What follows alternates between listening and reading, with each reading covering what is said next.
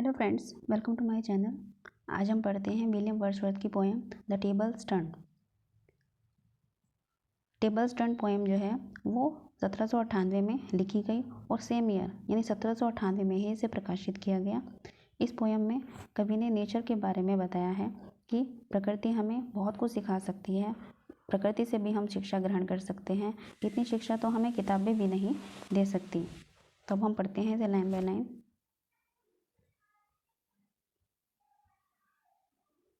The tables turn. First stanza.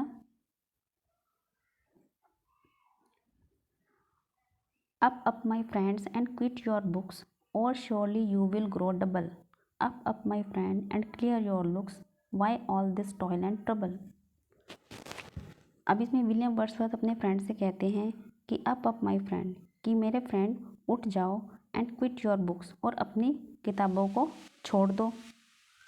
And surely you will grow double, वरना तुम double हो जाओगे, वरना एक जगह बैठे बैठे तुम मोटे हो जाओगे। Up my friend and clear your looks, why all this toil and trouble. तो कहते हैं कि मेरे फ्रेंड्स, तुम अपने लुक को, जो तुमने इतना गंभीरतापूर्ण लुक धारण किया हुआ है, किताबें पढ़ पढ़ कर जो तुम इतने गंभीर हो गए हो, अपने इस लुक को ठीक करो। Why all this toil and trouble, toil कठिन परिश्रम, ट्रबल परेशानी। तुम इतना कठिन परिश्रम और इतनी परेशानी क्यों लेते हो, क्यों इतना कठिन परिश्रम करते हो इन किताबों को पढ़ पढ़ कर। दोबारा से देखते हैं। Up my friend and quit your books. कवि कहते हैं कि मेरे फ्रेंड, अपनी इन किताबों को छोड़ दो, अन्यथा तुम डबल हो जाओगे। Up my friend and clear your looks, तुम अपने इस गंभीरतापूर्ण लुक जो तुमने धारण किया हुआ है, जो एक्सप्रेशन तुमने गंभीरता का धारण किया हुआ है, इसे छोड़ दो। And why all this toil and trouble, तुम इतनी कठिन परिश्रम और इतनी परेशानी क्यों उठा रहे हो।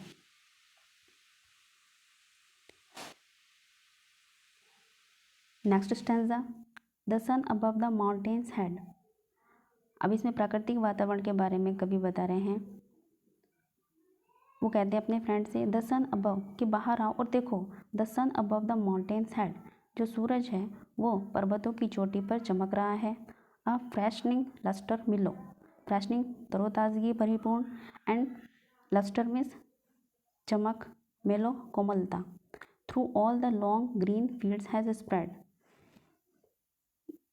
जो सूरज की जो ताजगीपूर्ण चमक है वो और उसकी जो कोमलता है वो हरे हरे मैदानों के ऊपर फैल गई है। His first sweet evening yellow, और इन हरे हरे मैदानों पर जो सूरज की रोशनी पड़ रही है उससे जो हरी घास की पत्तियां हैं वो पीले रंग की दिखाई दे रही हैं, यानी हरे घास का जो मैदान है वो पीले रंग का सुनहरा दिखाई पड़ रहा है। The sun above the mountain's head a freshening lustre mild, यानी जो सूरज है वो पर्वतों की चोटी पर चमक रहा है। अ फ्रेशनिंग लस्टर मिलो, और इसकी ताजगीपूर्ण जो चमक है वो सारे हरे हरे घास के मैदानों के ऊपर फैल रही है। और यह हरा घास का जो मैदान है वो पीले रंग का यानी सुनहरे रंग का नजर आ रहा है। Next. Books TISS a dull and endless strife. William Wordsworth कहते हैं कि जो किताबें हैं डल, बहुत नीरस, एंडलेस स्ट्राइफ, एंडलेस अनंत, स्ट्राइफ संघर्ष, ये एक अनंत संघर्ष है, अंतहीन संघर्ष, यानी जिसका कभी कोई अंत ही नहीं होता। एक किताब के बाद हम दूसरी किताब पढ़ते रहते हैं, उसका कोई अंत होता हुआ प्रतीत नहीं होता। Come here and Woodland Lynette, आओ और इस वुडलैंड लिनेट, लिनेट नामक पक्षी के संगीत को सुनो जो बहुत सुंदर गाती है। हाउ स्वीट हिज म्यूज़िक, उसका म्यूज़िक कितना सुंदर प्रतीत होता है। ऑन माई लाइफ, मानो कि ये मेरे जीवन के ऊपर ही गा रही हो। There is more of wisdom in it, मुझे इस पक्षी यानी इस लिनेट चिड़िया की संगीत में मुझे अधिक बुद्धिमानी प्रतीत होती है, ये मुझे ज़्यादा शिक्षाप्रद लगती है। दोबारा से देखिए। Books TISS A dull and endless strife, ये जो किताबें हैं एक नीरस और अंतहीन संघर्ष हैं। आओ और इस वुडलैंड यानी लिनट पक्षी यानी इस चिड़िया के संगीत को सुनो, इसका संगीत कितना मधुर प्रतीत होता है, मानो कि यह मेरे जीवन पर ही हो, और इसके संगीत में मुझे ज़्यादा समझदारी और बुद्धिमानी प्रतीत होती है और हम इससे ज़्यादा ग्रहण कर सकते हैं। एंड हार्क, सुनो, कवि कहते हैं अपने फ्रेंड से कि सुनो। हाउ ब्लीद, ब्लीद आनंददायक, थ्रोसल सिंग, थ्रोसल भी एक पक्षी होता है, एक चिड़िया होती है जो कि गाना गाती है, उसकी बहुत मधुर आवाज़ होती है। He too is no mean preacher, कवि कहते हैं कि सुनो इस थ्रोसल नामक पक्षी के संगीत को सुनो जो कितना आनंददायक है, ब्लिद आनंददायक है। He too is no mean preacher, preacher means उपदेशक, उपदेशक, वह भी किसी उपदेशक से कम प्रतीत नहीं होती। Come forth into the light of things, आओ उस प्रकृति के प्रकाश में आओ, यानी प्राकृतिक वातावरण में आओ। Let nature be your teacher, और प्रकृति को अपना अध्यापक बन जाने दो। प्रकृति से भी तुम बहुत अधिक शिक्षा प्राप्त कर सकते हो, प्राकृतिक वातावरण में रहकर तुम बहुत कुछ सीख सकते हो। एंड हार्क हाउ ब्लीड थ्रोसल सिंग, सुनो इस थ्रोसल नामक पक्षी के संगीत को सुनो जो कि बहुत आनंददायक है, ये किसी उपदेशक से कम प्रतीत नहीं होता। कम fourth into the light of thing, प्राकृतिक वातावरण यानी प्राकृतिक प्रकाश में आओ। Let nature be your teacher, और प्रकृति को अपना अध्यापक बन जाने दो। नेक्स्ट स्टेंजा देखिए। She has a world of ready wealth, wealth धन, ज्ञान रूपी धन। शी आया प्रकृति के लिए।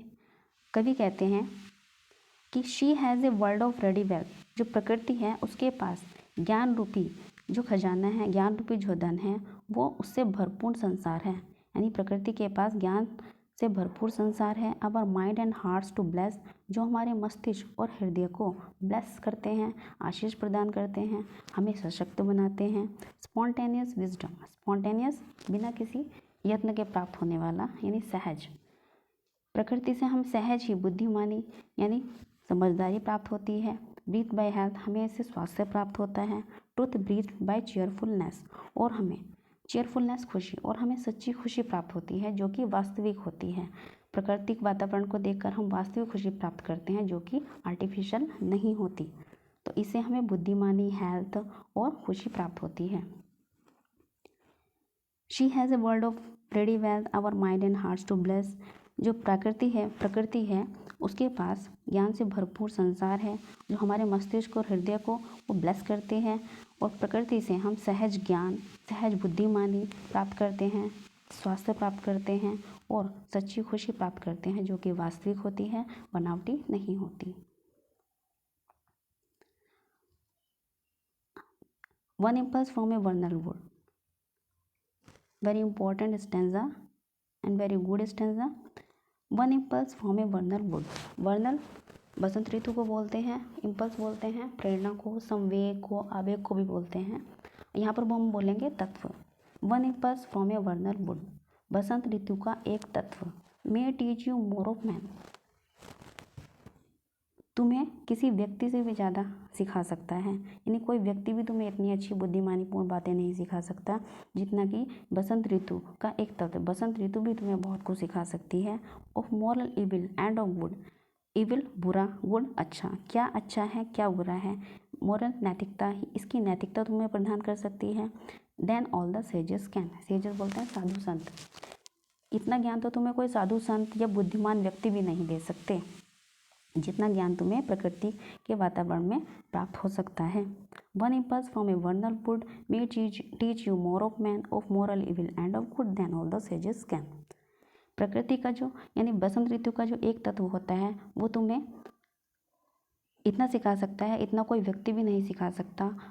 Of moral evil and of good, क्या अच्छा है क्या बुरा है, वो तुम्हें इसकी नैतिकता प्रदान कर सकता है। Than all the sages can, इतना ज्ञान तो कोई साधु संत भी नहीं दे सकते, कोई बुद्धिमान अनुभवी व्यक्ति भी नहीं दे सकते जितना ज्ञान तुम्हें प्राकृतिक वातावरण में प्राप्त हो सकता है।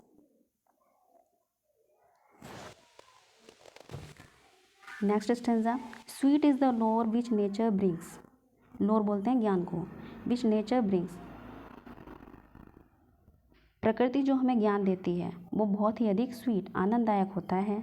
आवर मेडलिंग इंटेलेक्ट, इंटेलेक्ट बोलते हैं बुद्धि को, मेडलिंग बाधा उत्पन्न करने वाला यानी जटिल, लेकिन जो हमारी जटिल बुद्धि होती है, जो तर्क वितर्क करने की जो हमारी बुद्धि होती है, मिस शेप्स, ये बिगाड़ देती है।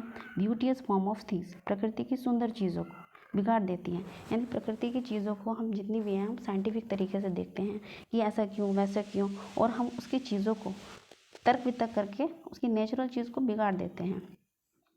We murder to dissect, dissect बोलते हैं चीर फाड़ कर देना, और इस तरह से तर्क वितर्क करके हम उसकी चीर फाड़ करके उसका मर्डर कर देते हैं।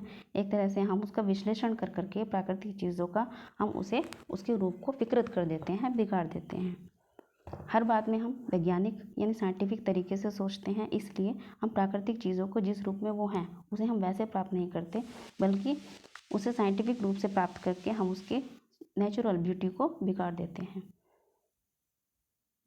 दोबारा देखिए, द स्वीट इज़ द लोर विच नेचर ब्रिंग्स। प्रकृति का जो ज्ञान होता है वो बहुत आनंददायक होता है, जो प्रकृति हमें ज्ञान देती है वो बहुत आनंददायक होता है। आवर मेडलिंग इंटेलेक्ट, लेकिन हमारी जो जटिल बुद्धि होती है, तर्क वितर्क करने वाली जो बुद्धि होती है, misshapes the beauteous forms of things, प्राकृतिक चीज़ों को बिगाड़ कर विकृत करके रख देती है। वी मर्डर टू डिसेक्ट, इस प्रकार से हर चीज़ को हम चीर फाड़ करके उसकी विश्लेषण कर करके हम उसका मर्डर करते हैं, एक तरह से उसे बिगाड़ कर रख देते हैं। Enough of science and art. अब अंत में कवि अपने फ्रेंड से कहते हैं कि इनफ, बहुत हो गया, साइंस एंड आर्ट, ये साइंस और आर्ट की किताबें जो तुमने पढ़ ली अब बहुत हो गया, अब इन्हें मत पढ़ो। Close up these barren leaves, barren बंजर, लीव्स मीन्स पत्तियाँ, वो इन्हें बैरन लीव्स कहते हैं, यानी बंजर पत्तियाँ किताबों को कहा गया कि इन बैरन लीव्स, इन बंजर पत्तियों को यानी इन किताबों को, इन बोरिंग किताबों को बंद कर दो। बहुत साइंस और किताब और आर्ट की तुमने किताबें पढ़ ली, कम फोर्थ, आगे आओ, and bring with your heart, अपने संवेदनशील हृदय के साथ आगे आओ। That watches and receive, watches देखना, रिसीव ग्रहण करना, जिससे कि तुम प्राकृतिक वातावरण को देख सको और ग्रहण कर सको। दोबारा से देखिए, enough of science and art, close up this barren leaves. कभी कहते हैं कि साइंस और आर्ट की किताबें तुमने बहुत पढ़ ली, बहुत हो गया, close up those barren leaves, इन बंजर पत्तियों को यानी कि इन बोरिंग किताबों को बंद कर दो। कम फोर्थ, आगे आओ, ब्रिंग विद योर हार्ट, अपने पूरे संवेदनशील हृदय के साथ हो, जो कि तुम्हारा हृदय प्राकृतिक वातावरण को देख सके और इसे पूरी तरह से ग्रहण कर सके। आई होप आपको ये पोएम पसंद आई होगी, समझ भी आई होगी। तो सब्सक्राइब माई चैनल।